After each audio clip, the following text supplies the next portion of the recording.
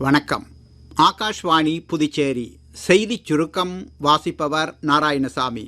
பிரதமர் திரு நரேந்திர மோடி ஹரியானா மாநிலம் யமுனா நகரில் நிறைவேற்றப்பட்ட பல்வேறு வளர்ச்சித் திட்டங்களை நேற்று தொடக்கி வைத்து மேலும் பல திட்டங்களுக்கும் அடிக்கல் நாட்டினார்.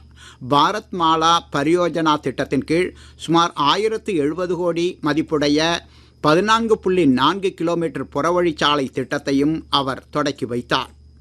போதைப்பொருள் கட்டமைப்பை மோடி அரசு தீவிரமாக வேரறுக்கிறது என்று மத்திய உள்துறை அமைச்சர் திரு அமித்ஷா கூறியுள்ளார்.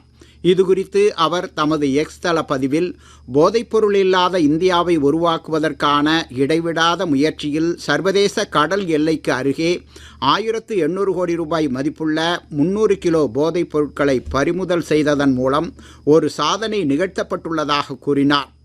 புதுவை பல்கலைக்கழக வளாகத்தில் உள்ள மனிதவியல் மற்றும் சமூக அறிவியல் பள்ளிகளில் 1 மணி நேரத்திற்கு 250 லிட்டர் திறனுடைய நீர் சுத்திகரிப்பு நிலையத்தை துணைவேந்தர் பிரகாஷ் பாபு நேற்று திறந்து வைத்தார். நடப்பு ஆண்டு விசைப்படகுகளுக்கான மீன்பிடி தடைக்காலம் நேற்று நள்ளிரவு முதல் அமலுக்கு வந்தது.